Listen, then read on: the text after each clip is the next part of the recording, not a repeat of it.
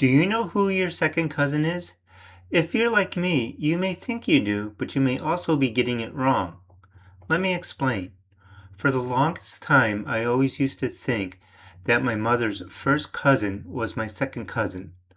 Likewise, I always used to think that the offspring of my own first cousin was my second cousin, but in neither case are those correct. Let me show you what I mean.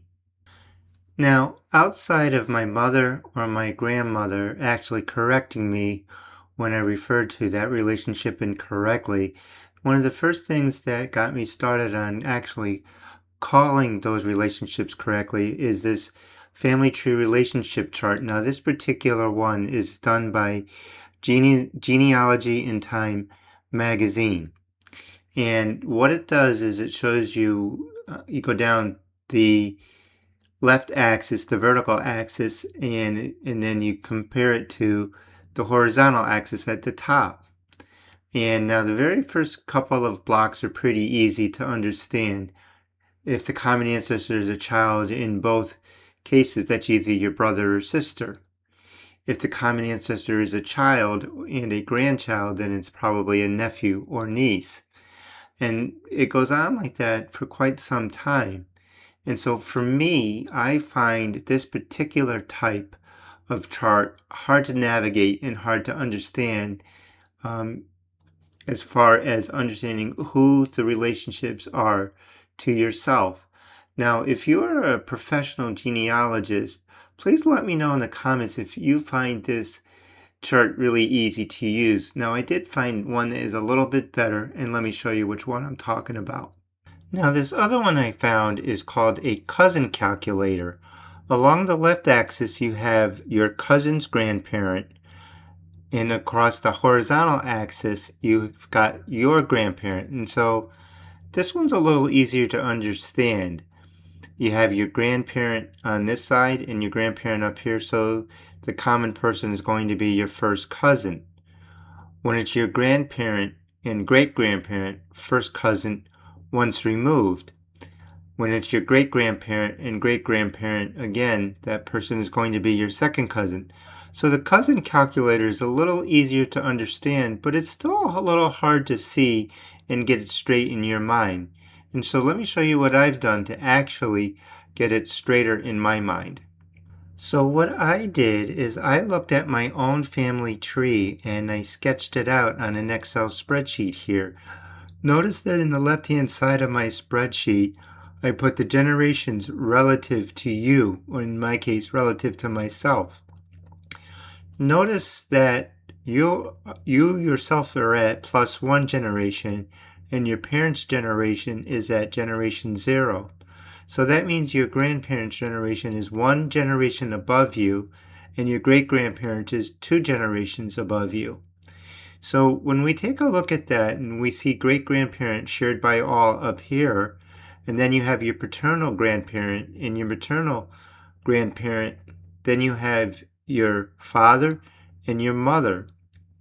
But then this would work on your father's side too, but let's just use the mother's side. Your mother's first cousin, your mom's cousin, well, who is that? That is actually called your first cousin once removed, one generation above you. That is not your second cousin. And so if you go down some generations and you're thinking about your first cousin, and if they have a child, what is that child called? Well, this person is also called your first cousin once removed, even though they're one generation below you. So here's what we have when we're going to refer to cousins. We have 2 different paths.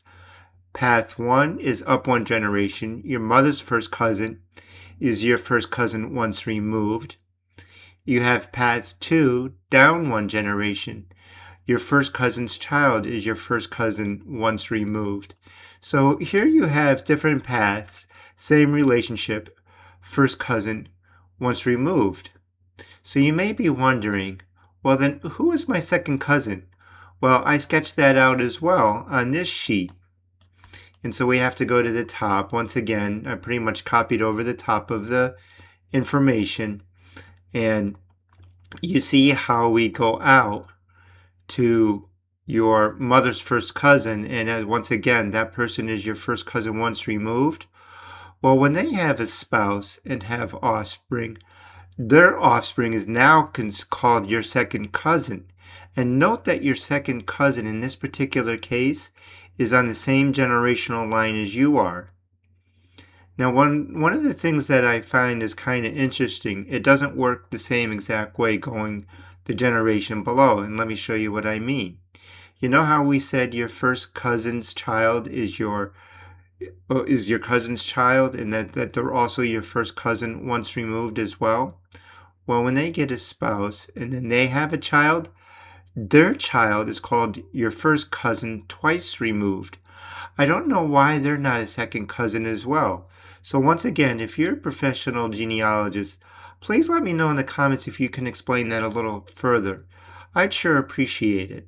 So why do we tend to refer to our mother or father's first cousin as our second cousin? Or why do we tend to refer to our own first cousin's offspring as our second cousin, even though in both cases it's incorrect and the correct terminology is first cousin once removed? Well, I think what it comes down to is the terminology first cousin once removed is quite a mouthful to say when you're trying to explain the relationship to somebody. So I think we tend to shorthand that relationship as second cousin, even though it's not genealogically correct.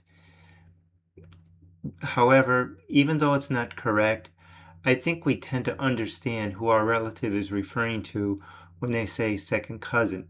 So there you have it, folks. The difference between your first cousin once removed and your second cousin.